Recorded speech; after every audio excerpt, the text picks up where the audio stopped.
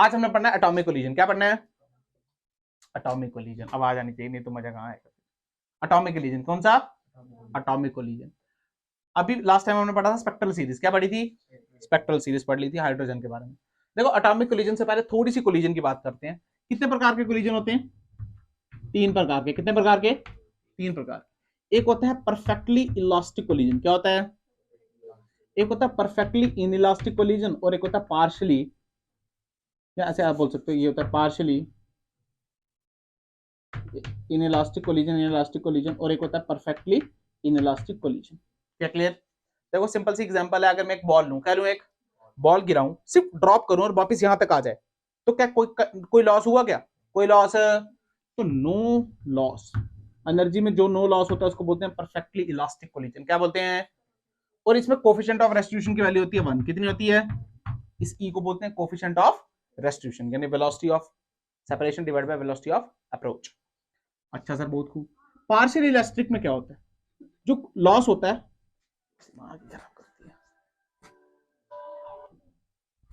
Partially elastic में क्या होता है? लॉस होता है। क्या होता है इसमें?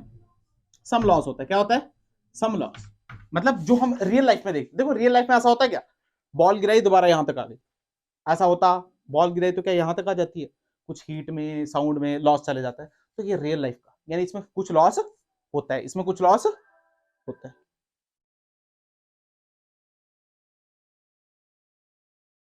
इसमें कुछ लॉस होता है। क्या इतनी बात क्लियर? अच्छा सर, बहुत खूब, बहुत मजा आया। उसके बाद पार्शियली इनइलास्टिक कोलिजन कौन सा? यानी मान लो अगर मैं एक मड ले लूं, क्या ले लूं, बॉल गिराऊं, क्या मड में फंस जाएगी? धस जाएगी? क्या दोबारा ऊपर आएगी? क्या मैक्सिमम लॉस इसमें हो रहा है? तो इसमें होता है मैक्सिमम लॉस। इसमें क्या होता है? Maximum loss. और यानी इसमें ई की वैल्यू होती है 0। कितनी होती है? और इसमें ई की वैल्यू होती है 0 से 1 के बीच। किसके बीच में? क्या बात फील आई? थोड़ी बहुत और बात बताना चाहता हूं आपको इस बारे में। मैक्सिमम लॉस, मान लो मेरे पास एक मास है और ये दूसरा मास है, ये है m1 और ये है m2, ये है u1 और ये है u2, जा रहे हैं।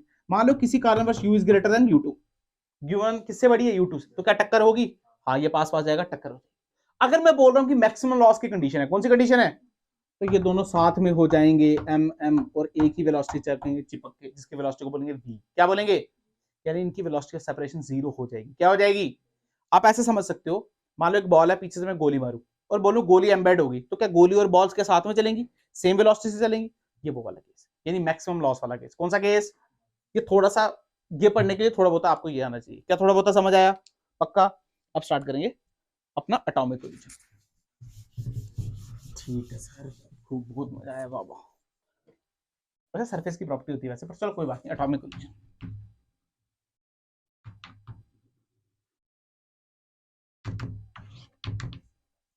देखो एटॉमिक कोलिजन ध्यान समझना। अच्छा, ये मतलब छोटे लेवल की बातें हैं, बड़े लेवल की बातें?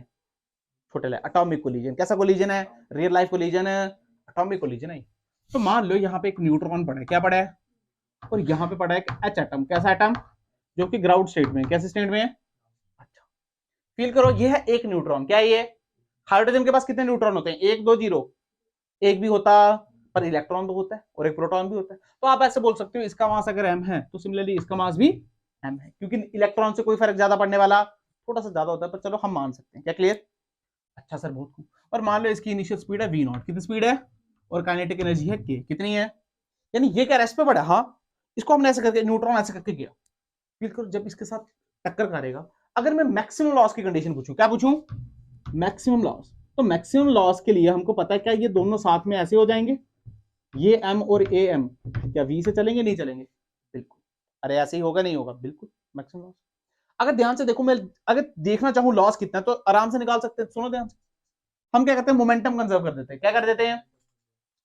इनिशियल मोमेंटम कितना था? ध्यान से देखो, कि एम वी नॉट, और ये तो है नहीं, ये तो 0, इज इक्वल टू फाइनल कितना है? m plus m into v, यानी 2mv। क्या है? तो ये से ये कटा, तो ध्यान से देखो v की वैल्यू कितनी है? v0/2। क्या हम ऐसे बोल सकते हैं, v की वैल्यू कितनी? v0/2। क्या फील आया? ये है इनकी फाइनल वेलोसिटी साथ में जा रहे हैं। अगर मैं काइनेटिक एनर्जी की बात करूं, किसकी बात करूं, तो इनिशियल काइनेटिक एनर्जी कितनी? Half m v square. तो इनिशियल तो यही चल रहा था, लिखूंगा half m v naught square. क्या क्लियर? अगर मैं फाइनल की बात करूं तो क्या दोनों चल रहे हैं? तो हाफ एम क्या 2m और v की वैल्यू क्या है, v0/2, तो यानी v0/4। क्या फील आया, ये से ये कटा, ऐसे ही होगा। अगर आप ध्यान से देखो हाफ mv0²/2, क्या काइनेटिक एनर्जी इनिशियल के बराबर है, तो k फाइनल की जो वैल्यू आ गई वो आई k इनिशियल/2, कितनी आ गई। अब हमको अगर लॉस निकालना है, क्या निकालना है, तो लॉस का फॉर्मूला क्या होता है, k initial minus k final, तो यानी k माइनस k/2, तो जो लॉस हुआ वो हुआ k/2। क्या हुआ है, k/2। क्या फील आया नहीं आया, यानी मैक्सिमम लॉस, आधी काइनेटिक एनर्जी खत्म हो गई, लॉस हो गई, क्या हो गई, लॉस हो गई। क्या ये बात समझ की। अच्छा अगर चेंज निकालना हो तो फाइनल माइनस इनिशियल। पर मुझे एक बात बताओ, यहाँ पे देखो जब हम रियल लाइफ की बात है, ये रियल लाइफ नहीं, ये कोई बॉल्स नहीं है। देखो मैंने बॉल छोड़ा पटाख, क्या बॉल यहां तक आई, मान लो आधी हाइट तक, तो क्या काइनेटिक एनर्जी आधी चलेगी। हम बोलते कहां चलेगी, हीट में चलेगी, साउंड में सुनाई देता है ना, साउंड में चलेगी।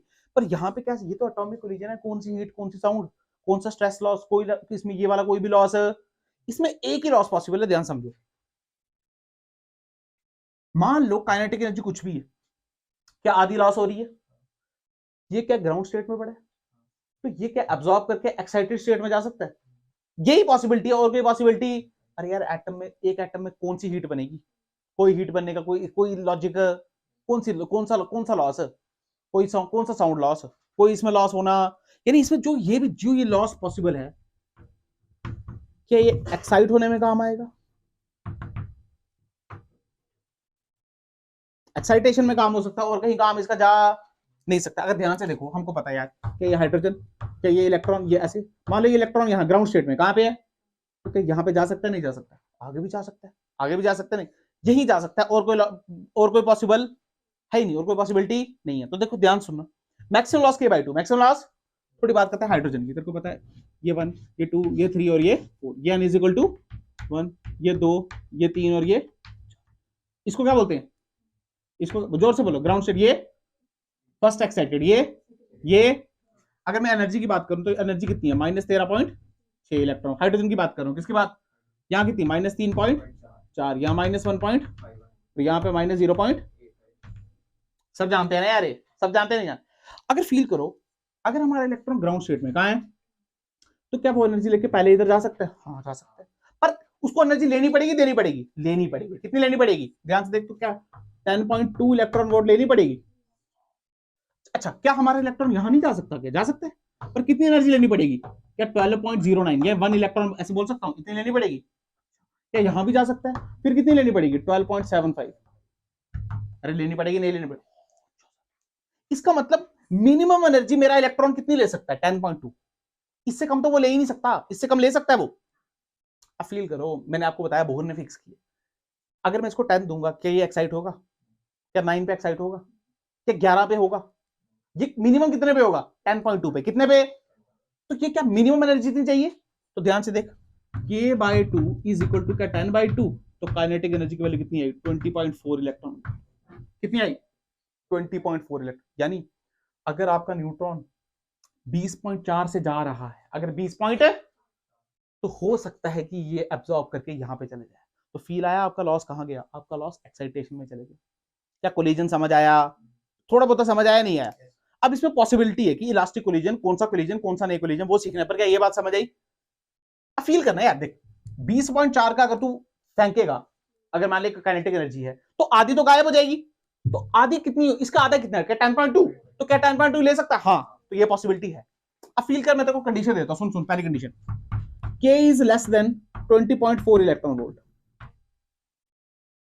अगर फील कर मैं 20.4 से कम दे दूं, मान ले इसकी काइनेटिक एनर्जी दे दी 20, कितनी दे दी, तो आधी कितनी आएगी, 10, आधी कितनी आई, ये 10 लेगा क्या, ये 10 लेगा, ये 10 लेगा क्या, तो लॉस हुआ या नहीं हुआ, लॉस हुआ ही नहीं। लॉस किसमें नहीं होता है, परफेक्टली इलास्टिक कोलिजन में, किसमें, यानी ये कौन सा बनेगा, परफेक्टली इलास्टिक कोलिजन। क्या फील आया, नहीं आया, ये बात पता चलनी चाहिए। क्योंकि देखो ना 20.4 से कम तो, क्योंकि 20.4 का आधा कितना, 10.2, तो 10.2 से कम तो लेना ही नहीं उसने, 10.2 से कम लेना तो मिनिमम ही उतना ले सकता है। तो अगर लॉस ले रहा ही नहीं है, तो आपको पता लॉस यार परफेक्टली इलास्टिक कोलिजन होना, यानी यहां से फेंको और यहीं पे आ जाए, इसमें लॉस कोई भी, ये वो कंडीशन। थोड़ा थोड़ा चमका, ध्यान से देखो। दूसरे की बात करता हूं, अगर काइनेटिक एनर्जी बराबर हो जाए 20.4 के, कितने बराबर हो जाए, क्या कंडीशन बन सकती है, अगर बराबर हो जाए तो आधी क्या 10.2 है, तो ये तो जंप कर सकता है। जंप कर सकता है तो क्या पूरी एनर्जी लॉस होगी? अरे आधी पूरी चलेगी ना यार, पूरी चलेगी तो कौन सा? Inelastic collision. कौन सा? यानी परफेक्टली इनइलास्टिक कोलिजन। क्या फील आया? पर अगर ध्यान से देखो तो एक और कंडीशन हो सकती है। अरे जरूरी थोड़ी है वो जाए, जरूरी है नहीं भी जाए, तो यानी यहाँ पे परफेक्टली इनइलास्टिक कोलिजन भी हो सकता है। ये पॉसिबिलिटी समझ आई है? ऐसा नहीं है कि 10.2 मिलेगी तो वो जाएगा ही जाएगा, जा भी सकता है और नहीं भी तो जा सकता है। तो परफेक्टली इनइलास्टिक कोलिजन नहीं जा सकता है वो इलास्टिक कोलिजन। आपको इलास्टिक इलास्टिक में कंफ्यूज होना, मेरे को पता बच्चा काम करना, आपको ये बात याद रखनी है कि अगर वो जा रहा है तो सारी एनर्जी खा रहा है, सारी एनर्जी खा रहा है तो परफेक्टली इनइलास्टिक कोलिजन। कौन सा? पर अगर वो नहीं जा रहा है तो एनर्जी नहीं खा रहा है तो परफेक्टली इलास्टिक कोलिजन। क्या थोड़ा थोड़ा चमका? थर्ड कंडीशन सुनो सुनो ध्यान से ये बात फील करो। अगर मुझे यहां पे जाना है तो 10.2, अगर मुझे यहां पे जाना है तो क्या 12.1, तो मैं क्या लिखूंगा? k/2 इज इक्वल टू क्या 12.1, यानी k की वैल्यू कितनी? 24.2 इलेक्ट्रॉन वोल्ट। अरे आई नहीं आई? मान लो तीसरी कंडीशन लेता हूं मैं, k is equal to 23 electron volt की। कितने की? ये बात देखना, इधर से बड़ा कुछ सीखने को मिलेगा, ध्यान सुनो। ना मैंने 24 ली, ना मैंने 20 ली, मैंने 20 की ली 23। ठीक है, इसमें क्या कंडीशन हो सकती है सुनना ध्यान से। इसका आधा करो, कितना आ रहा है? क्या 11.5? तो 11.5 में यहां तो नहीं जा सकता ये, क्योंकि वहां जाने के लिए कितना चाहिए उसको? 12.1। कितना? तो ये तो जा ही नहीं सकता, तो जा ही नहीं सकता तो क्या लिखेंगे? Perfectly in elastic collision. क्या ये बात चमके? तो पहला तो कंडीशन होगी। पर फील कर, 11 में नहीं जा सकता, 11.5 में नहीं जा सकता, बट क्या 10.2 में तो जा सकता है। तो पूरी एनर्जी लेगा, कुछ एनर्जी लेगा, तो परफेक्टली आएगा पार्शियली आएगा? तो अब आया पार्शियली इनइलास्टिक कोलिजन। क्या तुम्हें फील आया नहीं आया? चमकी ये बात? ये बात चमकी नहीं चमकी? पक्का? लास्ट करा रहा हूं, ध्यान से देखना, बहुत खूब, बहुत मजा आया। काइनेटिक एनर्जी बराबर ले लो 24.2 इलेक्ट्रॉन वोल्ट के। कितने के? कंडीशन देखो तीन जो बनती है, देख लेते हैं। मान लो 24.2 ली, कितनी ली? तो आधा कितना? क्या 12.1? तो यहां पे जा सकता है? हाँ जा भी सकता है, और नहीं भी तो क्या लिखेंगे? मे बी परफेक्टली इलास्टिक और मे भी परफेक्टली इन इलास्टिक। ये दो कंडीशन तो आ गई। बट यार फील करो, अगर वो 12.1 में जा सकता है तो क्या 10.2 में भी जा सकता है? तो क्या लिखेंगे? मे भी पार्शियली इन इलास्टिक। पीएचडी कराई है मैंने आपको, मैं सच बता रहा हूं। तुम्हें फील आया नहीं आया? ये बात चमकी? समझ आनी चाहिए ये बात तुम्हें। 24.2 दे दी अगर, तो आधा कितना होता है? 12.1। तो हाँ यार यहां तो जा सकता है, पर नहीं भी जा सकता, तो may be perfectly in elastic, पे भी परफेक्टली इलास्टिक, क्योंकि चले गया तो इन इलास्टिक, नहीं गया तो इलास्टिक। बट फील करो, अगर 12.1 में जा सकता है तो यहां भी तो जा सकता है ना यार, तो पार्शियली इन इलास्टिक। क्या चमकी? क्या पक्का? यही है कोलिजन, और कुछ भी नहीं। नेक्स्ट क्वेश्चन में क्या, मान लो मैं आपको यहां पे दे दूं लिथियम दे दूं, क्या दे दूं?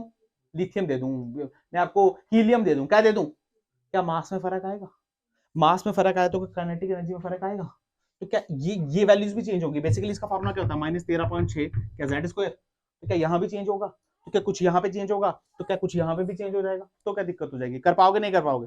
आज एक छोटा सा मैं आपको करके दिखा देता हूँ, करना आप नहीं है। ये बात समझ आइए? तो आप नहीं करना है, ठीक है? ध्यान से जल्दी जल्दी करेंगे ये वाला।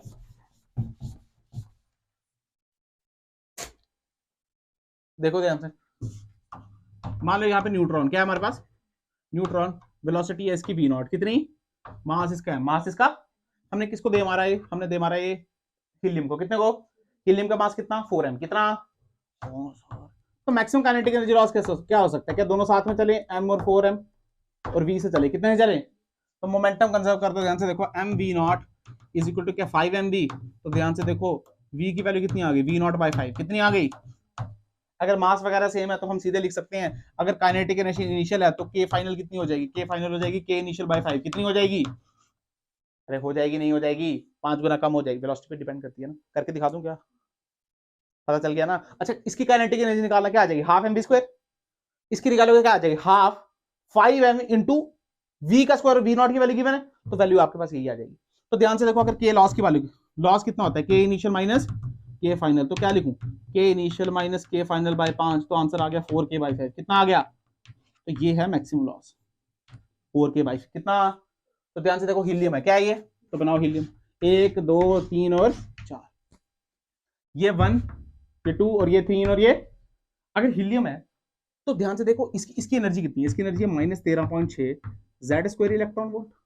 पर हीलियम की जगह जेड क्या, एटॉमिक नंबर 2, तो क्या 2 का स्क्वायर 4, अरे करेंगे ना। पर फील यहाँ पे ये कितने, ये होता है -3.5 इलेक्ट्रॉन वोल्ट, और ये गैप कितना होता है 10.2, पर 4 भी तो मल्टीप्लाई करने साथ में 2 का स्क्वायर, तो 10.2 इंटू 4 कितना हो गया 40.8, कितना हो गया 40 ठीक कर रहे ना, हाँ 40.8 इलेक्ट्रॉन वोल्ट।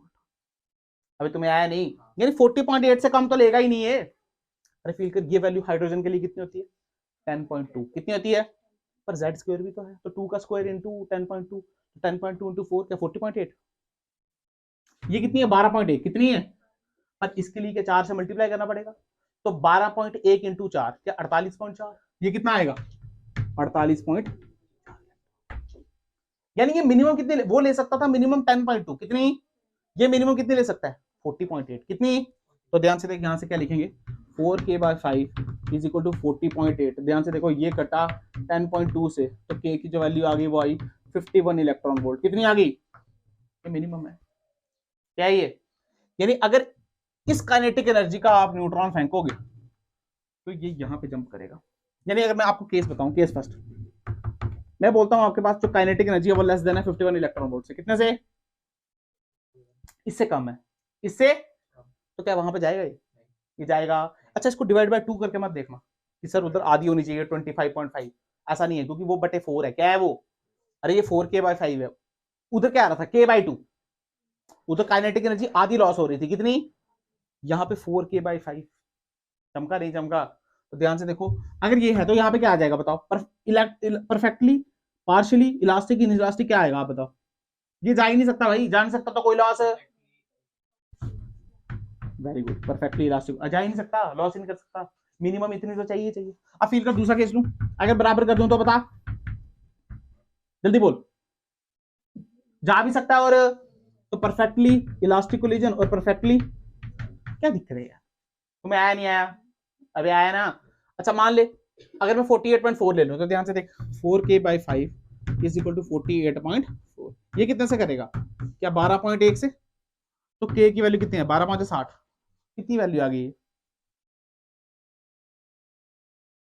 60.5,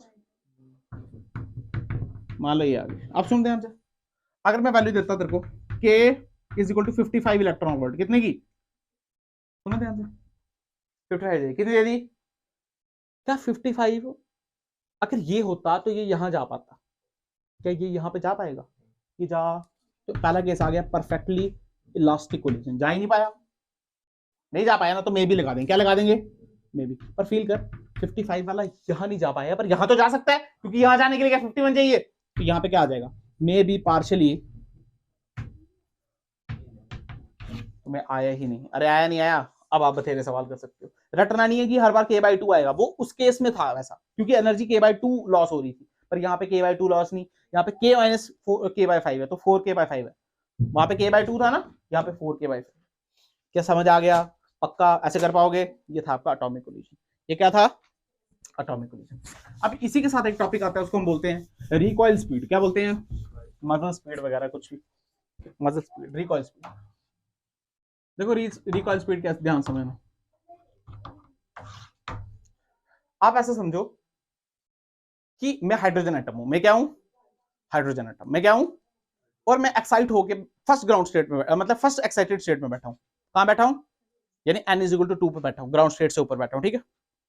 अब स्टेबिलिटी टाइम आ गया, तो मुझे नीचे जाना है, तो मुझे नीचे जाना, तो फोटोन एमिट करूंगा या अब्सॉर्ब करूंगा, एमिट करूंगा ना यार, तो अगर हाइड्रोजन की बात करूं तो क्या 10.2 का इलेक्ट्रॉन फोटोन एमिट करूंगा, पर क्या जो हमने फोटोन बोला, फोटोन क्या पार्टिकल माना है, तो आप ऐसे मानो मैं हाइड्रोजन एटम, मेरे से एक पार्टिकल अलग हुआ, क्या हुआ, उसके पास एनर्जी थी और मोमेंटम भी था, तो अगर वो वहां देखो इनिशियल दोनों हम ऐसे, तो इनिशियल मोमेंटम 0 कितना, पर जब वो मेरे से निकला तो क्या मुझे भी धक्का बजेगा, मेरी भी कुछ वेलोसिटी आएगी नहीं आएगी, क्यों, क्योंकि मोमेंटम को कंजर्व करना है, क्योंकि इनिशियल में 0 पे था, वो भी 0 था, जब वो निकला आगे की तरफ एनर्जी लेकर, तो मुझे भी तो पीछे जाना पड़ेगा, थोड़ा सा मोमेंटम कंजर्व रखना है नहीं रखना है, तो जो मेरी वेलोसिटी होगी पीछे जाने की उसको बोलते हैं मजल स्पीड, बेसिकली बोलते हैं रिकॉइल स्पीड, क्या बोलते हैं, क्या कॉन्सेप्ट समझ आया। देखो जैसे मान लो हाइड्रोजन एटम है, क्या है हमारे पास, हाइड्रोजन एटम है, एटम है हमारे पास, तो ध्यान से देखो, मान लो ये होती है ग्राउंड स्टेट, क्या होती है ये आता है इलेक्ट्रॉन, ये जब नीचे आएगा तो क्या फोटोन एमिट करेगा, और फोटोन एमिट कर दिया इसने 10.2 इलेक्ट्रॉन वोल्ट का। कितने का? बहुत खूब, बहुत मजा आया। अब बेसिकली अभी तक हम क्या पढ़ रहे हैं, 10.2 इलेक्ट्रॉन वोल्ट सारी फोटोन की एनर्जी होती है। किसकी होती है? पर एक्चुअल में ऐसा होता, ये जो 10.2 है ना, ये है energy of atom plus energy of photon. But हम तो सिर्फ एनर्जी ऑफ फोटोन मानते हैं इसको। अब एटम क्यों नहीं मानते, समझते हैं, सुनो। क्या हमने ये फॉर्मूला पढ़ा है? काइनेटिक एनर्जी होती है p²/2m। कितना होता है? सीखा है ना यार हमने। मुझे को बताओ, जिसका मास बड़ा उसकी काइनेटिक एनर्जी कम, और जिसका मास छोटा उसकी काइनेटिक एनर्जी बहुत ज्यादा। अब मुझे बताओ, जो फोटोन एमिट हुआ, जो फोटोन एमिट हुआ, क्या mass of atom is greater than mass of photon? अरे फोटोन का मास तो 0 मानते हैं हम, तो एटम का मास तो बहुत बड़ा है, तो उसकी एनर्जी कैसी होगी? बहुत कम। जिसका मास बड़ा उसकी एनर्जी, तो यानी energy of A is very less than energy of B. तभी हम इसको क्या कर देते हैं, निगलेक्ट। क्या कर देते हैं? तो हम बोलते हैं एनर्जी ऑफ फोटोन कितनी है, 10.2 इलेक्ट्रॉन वोल्ट। बट एक्चुअल में वो एनर्जी फोटोन की होती है, एटम की होती है, दोनों की होती है? दोनों की होती है। इसका मास ही इतना बड़ा है कि इसके पास एनर्जी आई, बट रिकॉइल स्पीड आती है, सुन कैसे। मान लिया हाइड्रोजन एटम, कैसा, यहां से फोटोन निकला, कितनी एनर्जी का निकला? 10.2 इलेक्ट्रॉन वोल्ट का फोटोन निकला, अलग हो गया इससे, ऐसे निकल गया। मिलकर ये अगर आगे जा रहा है तो क्या इसको धक्का बजेगा पीछे की तरफ भी? इसी भी को हम बोलते हैं रिकॉइल स्पीड। क्या बोलते हैं? Recoil speed. क्या बोलते हैं? सिंपल। क्या बोलते हैं इसको? अब फील कर, क्या पी इनिशियल 0 है? मतलब इनिशियल मोमेंटम दोनों रेस्ट पे है ना। जब फोटोन निकला ये आगे गया और ये पीछे, तो पी फाइनल भी 0 होना चाहिए। तो ध्यान से देख, पी फाइनल की वैल्यू कितनी है? Mass into velocity. इसका मास यानी मास ऑफ हाइड्रोजन इंटू वेलोसिटी। तुम्हें समझ भी आ रहा है नहीं? ये नहीं पता चल रहा। और इसका मोमेंटम कितना होगा? अच्छा माइनस आएगा, कोई दिक्कत नहीं, माइनस वहां चलेगा। एनर्जी फोटोन का मोमेंटम आपको याद है, पी की वैल्यू होती है h/λ। डी ब्रॉय ने बताया था ना यार, h/, दोनों का मोमेंटम बराबर, दोनों का मोमेंटम यानी mass into velocity, mass into velocity. अगर आप ध्यान से देखो, इसका मास इंटू वेलोसिटी, इसका तो h/λ लिखते हैं ना, इसको c से मल्टीप्लाई, इसको c से मल्टीप्लाई। ध्यान से देखो, hc/λ क्या एनर्जी, तो हम क्या लिखेंगे, mass of hydrogen into velocity is equal to energy कितनी है 10.2 बटे c, और साथ में क्या आ जाएगा, मास ऑफ हाइड्रोजन, क्या आ जाएगा, और यही है वैल्यू आपकी रिकॉइल स्पीड की। ये किसकी वैल्यू है? बट इसको ऐसे लिखा नहीं जाता, क्यों समझाता हूं। क्या हर बार इलेक्ट्रॉन यहां से यहां जंप करेगा? क्या सेकंड से नहीं कर सकता फर्स्ट पे? क्या जरूरी है हाइड्रोजन ही ले, क्या हीलियम नहीं हो सकता क्या कुछ? पर हमने फॉर्मुला तो बड़ा स्टैंडर्ड थोड़ी है, जनरल फॉर्मुला ये नहीं है। तो जनरल करने के लिए हम क्या लिखेंगे, V इज इक्वल टू 10.2, इसको हम बोलते हैं energy use in the transition. यहां से लिखेंगे एनर्जी इन द ट्रांजिशन, जो भी ट्रांजिशन हो रही है उसमें कितनी एनर्जी यूज हो रही है, निकल रही है, बेसिकली निकलेगी ना। और c speed of light into mass of the element, this is the formula. इसको पता है रिकॉइल स्पीड। क्या बोलते हैं इसको? क्या थोड़ा थोड़ा चमका, ये नहीं पता चला? पक्का हम तो मानते हैं सारी एनर्जी फोटोन की है, बट बेसिकली वो सारी एनर्जी फोटोन की, वो एनर्जी किसकी होती है, एटम प्लस फोटोन। पर एटम का मास इतना बड़ा है कि हम उसकी एनर्जी नेग्लिजिबल मानते हैं। क्या मानते हैं? नेग्लिजिबल। और मोमेंटम को कंसर्न करने के लिए मास थोड़ा सा पीछे जाता है, उसी स्पीड को हम क्या बोलते हैं, रिकॉइल स्पीड। क्या बोलते हैं? क्या चमका? अगर ध्यान से देखो, c 10⁸, तो ये वैल्यू, इसका डिनोमिनेटर बड़ा, तो ये वैल्यू क्या छोटी आएगी, स्पीड कम ही होती है। अब जब हम गोली चलाते हैं तो गन की स्पीड बहुत ज्यादा होती है, बुलेट की स्पीड ज्यादा होती है? बुलेट की होती है ना यार, क्योंकि बुलेट का मास कैसा होता है, मास कैसा होता है, स्पीड ज्यादा। अरे चमका, फील आया? अब एटॉमिक स्ट्रक्चर में आपका एक ही टॉपिक रह गया है, मतलब अभी कल भी पढ़ना है वैसे, एक्सरे वगैरह। उसको बोलते हैं हम रिड्यूस मास कंसेप्ट। क्या बोलते हैं? Reduce mass concept. ग्रेविटेशन में पढ़ा था हमने, binary star system, two star system, देख लेते हैं रिड्यूस मास।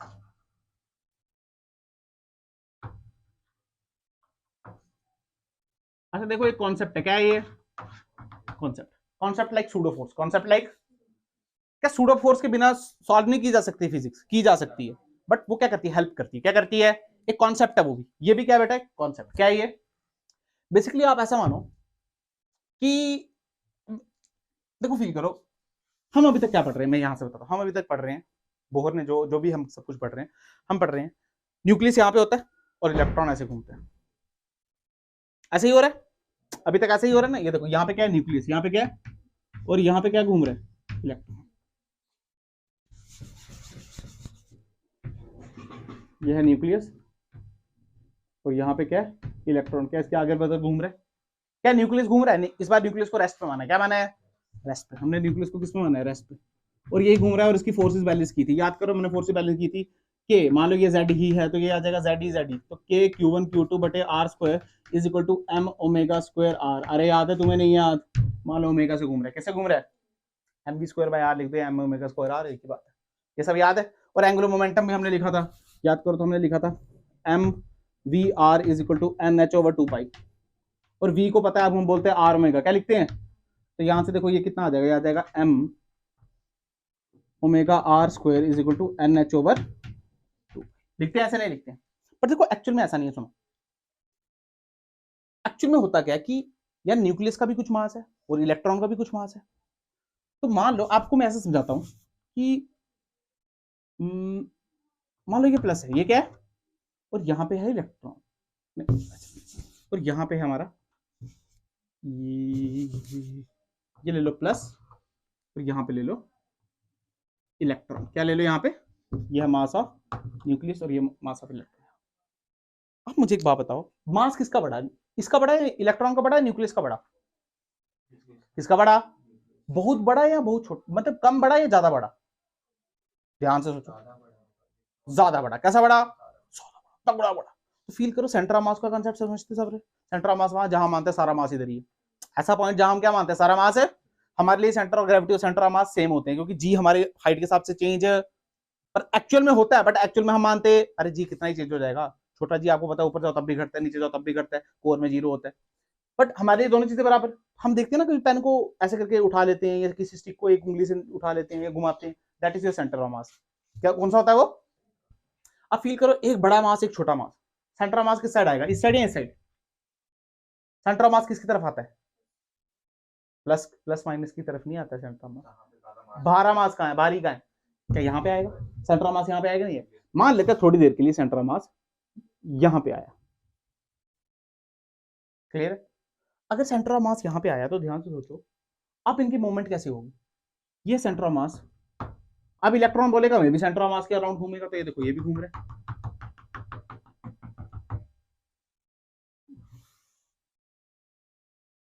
बेसिकली इसको सेंटर मानना है ना, ये देखो ऐसे, क्या क्लियर है? इलेक्ट्रॉन इसको सेंटर मान के घूम रहा है, क्या ये भी इसको सेंटर मान के घूमेगा, तो ये भी इसको सेंटर मान के घूम रहा है, ऐसे करके। क्या फील आया, फील आया नहीं? अभी तक हम क्या मान रहे थे, अभी तक मान रहे थे ये ऐसे रुका है और ये ऐसे घूम रहा है, ऐसे मान रहे थे, ऐसे मान, पर एक्चुअल में ऐसा हो रहा है ना, एक्चुअल में देखो कैसा हो रहा है, ये भी चल रहा है और ये भी चल रहा है। क्या फील आया?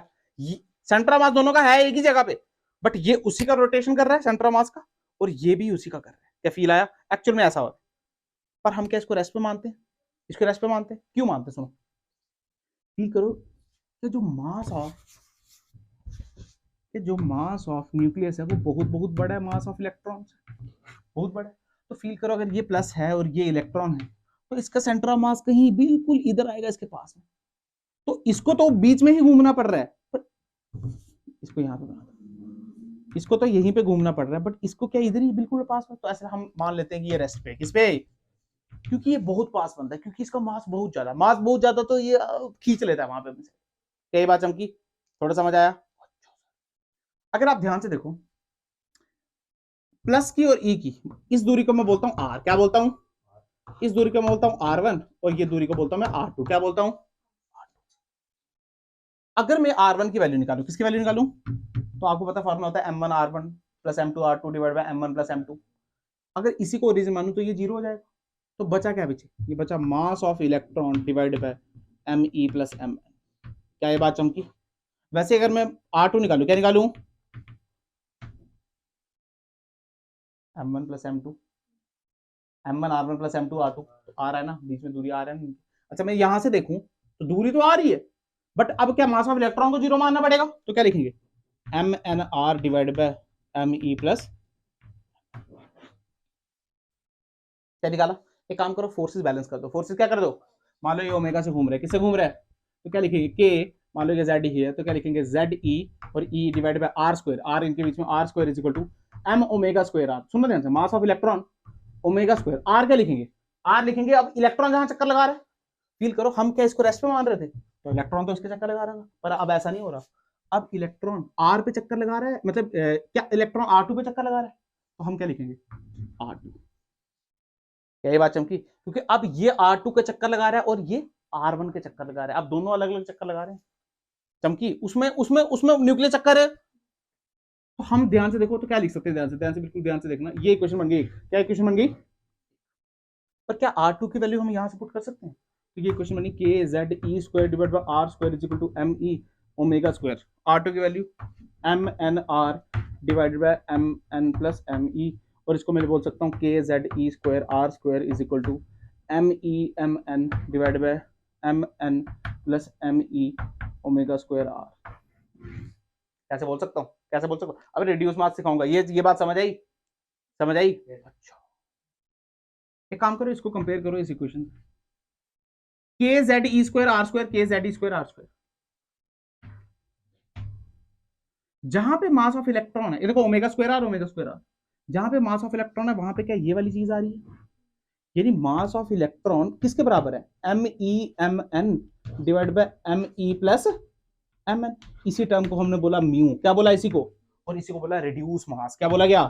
आप कॉन्सेप्ट सुनो, अगर आपके पास टू पार्टिकल सिस्टम है, कैसा, दो पार्टिकल सिस्टम घूम रहे थे ना, पर आपने क्या उसको वन पार्टिकल सिस्टम बनाया, तो हम मानेंगे जो इलेक्ट्रॉन घूम रहा है, अब वो एम ई से नहीं घूम रहा, वो यू से घूम रहा है, यानी उसके पास मास कौन सा है, रिड्यूस मास, कौन सा मास, तो ये कॉन्सेप्ट है। क्या थोड़ा थोड़ा समझ आया, पता चला, नहीं पता चला, ये नहीं चला पता चला, यानी अगर टू पार्टिकल, देखो एक्चुअल में ये हो रहा है, एक्चुअल में क्या हो रहा है, पर हम वो मान लेते हैं, हम वो मान लेते हैं, पर उसके मानने के लिए हमको इलेक्ट्रॉन पे क्या बिठाना पड़ेगा, रिड्यूस मास। पता है इलेक्ट्रॉन पे अब अपना मास नहीं है, कैसा मास है उसके पास, रिड्यूस मास, क्योंकि हम पढ़ रहे तो वो है ना, बट एक्चुअल तो ये हो रहा है ना, तो कुछ चेंज करना पड़ेगा ना, वही चीज हमने की, यानी एक्चुअल में मास ऑफ इलेक्ट्रॉन नहीं होता है, एक्चुअल में क्या होता है, म्यू, एक्चुअल में क्या होता है, उसको बोलते हैं रिड्यूस मास, क्या बोलते हैं, क्या थोड़ा पता समझा। अगर मैं यहां से भी निकलवा सकता हूं आपसे, पर ये ना, आज समझ गया एम की वैल्यू क्या रखनी, क्या क्लियर है। अच्छा, अगर ध्यान से देखो, क्या हमने आर का फॉर्मूला निकाला था, क्या हमने वेलोसिटी निकाली थी, क्या हमने काइनेटिक एनर्जी निकाली थी, क्या हमने टोटल एनर्जी निकाली थी, क्या हमने पोटेंशियल एनर्जी निकाली थी। फील करो, अगर मास ऑफ इलेक्ट्रॉन की जगह म्यू डालना पड़ेगा, तो क्या सारे फॉर्मूले रिवाइज होंगे, अरे होंगे नहीं होंगे, करने पड़ेंगे नहीं करने पड़ेंगे, तो दोबारा से करने पड़ते हैं, आ जाओ देखो, ये आर और टोटल एनर्जी का फॉर्मूला देखना, लाई नहीं होगी, कॉपी लाई है, देखना आर का फॉर्मूला बता दो,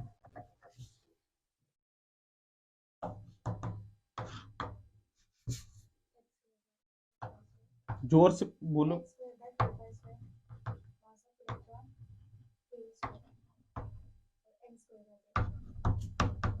कि यही था, यही था, यही था, और हम जो वैल्यू आती थी वो आती थी 0.529 एन स्क्वायर बाय जेड, यही आती थी, नहीं आती थी। पर फील करो कि अब ये फॉर्मूला यहाँ पे वैलिड है नहीं, हमको पता है जहां पे एम ई है वहां पे क्या लगाना पड़ेगा, म्यू, क्या लगाना पड़ेगा, यानी इसकी जगह म्यू लगाओ, क्या लगाओ, पर फील करो अगर मैं यहाँ पे म्यू लगा दूंगा तो ये वैल्यू नहीं आएगी, तो मैंने क्या किया, नीचे लगाया एक म्यू, क्या लगाया, और ऊपर लगा दिया मास ऑफ इलेक्ट्रॉन, क्या लगा दिया, देखो क्या ये से ये कट गया, और पीछे क्या बच गया, क्या बच गया, म्यू, यानी अब जो नया फॉर्मूला बना आर का वो बना 0.529 m e by mu n square by Z angstrom, this is the new radius और एक्चुअल रेडियस। क्या क्लियर हुई बात, समझे नहीं समझे, मैं फील करता हूँ, बहुत टेंशन मतलब, म्यू की वैल्यू क्या है, एम ई एम एन बटे एम ई प्लस, ऐसे ही है ना। मान लो मैं आपको दे दूं, जो हम पढ़ते आए हैं, मान लो मैं आपको दे दूं, किसका मास, हाइड्रोजन का मास ले लो, किसका ले लो, ऐसे ले लो आप, पता क्या करो, मुझे बताओ,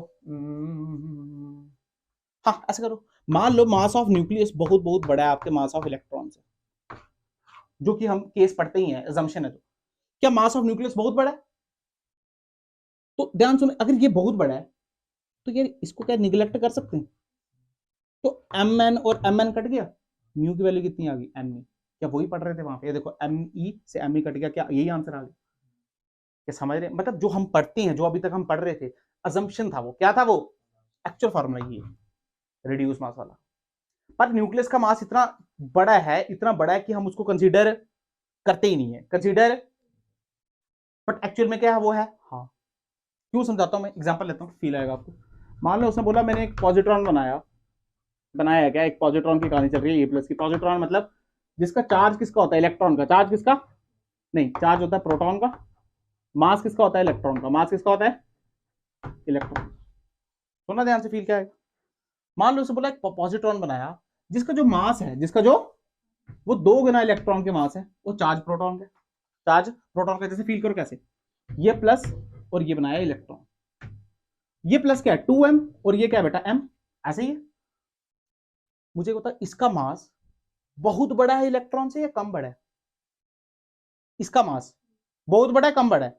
ये देखो, ये मान लो ये 10 kg है तो ये 20 है, तो बहुत बड़ा हुआ है या बहुत कम हुआ? मतलब थोड़ा बड़ा है या ज्यादा बड़ा है? थोड़ा बड़ा है। कितना बड़ा है?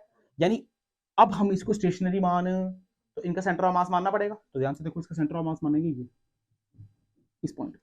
यानी ये क्या इसके अराउंड घूमेगा, और ये क्या ऐसे घूमेगा? नहीं घूमेगा। तो दोनों अलग अलग घूम रहे हैं, नहीं घूम रहे। बट एक्चुअल में क्या हमको यहाँ पे न्यूक्लियस में होता दिखता है? ये नहीं, क्योंकि न्यूक्लियस को हम ऐसे मानते हैं, इसको ऐसे। इसका मास का बहुत बड़ा होता है, सेंटर ऑफ मास कहीं यहाँ पे आ जाता है, इसके उसके ऊपर ही आ जाता है। तो ये तो ऐसे ही घूमता है, और ये घूमता ही नहीं है, ये अपनी जगह पे ऐसे से कर रहा होता है और लगता ही नहीं है घूम रहा। क्या फील आया तुम्हें? ऐसा क्यों होता है? पर सुन, क्या सवाल चेंज हो जाएगा। देख, ये 2m और ये m, यानी मास ऑफ न्यूक्लियस कितना है? ट्वाइस m, और मास ऑफ इलेक्ट्रॉन कितना दिया है? m। तो फॉर्मूला कैसे लगाएंगे? ये वाला फॉर्मूला, ये वाला, ये वाला। क्यों? म्यू की वैल्यू क्या रखेंगे? M e n divide by m e n. तो ध्यान से वैल्यू क्या आएगी? एम ई एम एन, यानी 2m इंटू एम, यानी 2m स्क्वायर डिवाइड बाय क्या? 3m। तो ये से ये कटा, तो यहाँ पे क्या आएगा? यहाँ पे आ जाएगा 2m/3 ऊपर आएगा। क्या फील आया? क्या मुझे एक बात बता, अगर आप मास ऑफ इलेक्ट्रॉन यूज कर लोगे तो आंसर ठीक आएगा, गलत आएगा? ये तभी करना, ये वाला फॉर्मूला तभी यूज करना जब mass of nucleus is greater greater greater than mass of electron. और यहां पे जब mass of nucleus is comparable to mass of, जब कंपेयर आ जाए, ऐसा बोले कि 2 गुना बड़ा, 3 गुना बड़ा, 4 गुना बड़ा, ये फॉर्मूला बोल दे 1000 गुना बड़ा, फिर ये वाला फॉर्मूला। चमके नहीं चमके? सिंपल। क्या क्लियर है बात? अच्छा, टोटल एनर्जी का फॉर्मूला बताना जरा, क्या था? है उसमें माइनस में होगा, माइनस के स्क्वायर ई की power 4 4 pi square mass of electron z square by, यही था। जहां पे मास ऑफ इलेक्ट्रॉन है, किससे रिप्लेस करो? म्यू से। तो यहाँ पे म्यू डालना पड़ेगा, बट फिर तो हमको तो वैल्यू पता है ना यार इसकी। तो एक काम करो, यहाँ पे म्यू रखो यहाँ पे, और डिवाइड कर दो एम ई से। क्या एम ई कट गया तो म्यू आ गया? तो ध्यान से देखो, इसकी वैल्यू तो हम जानते हैं ना यार। इसकी वैल्यू कितनी होती है? -13.6 z स्क्वायर बटे एन स्क्वायर म्यू बटे m e electron volt. This is the real formula. क्या चमका नहीं चमका? फील आ गया? पक्का? चल, वेरी गुड। क्या क्लियर है बात? प्रांत तो निकल गए? मंडे निकल गए सर, आज निकले सर, मैंने देखे भी नहीं।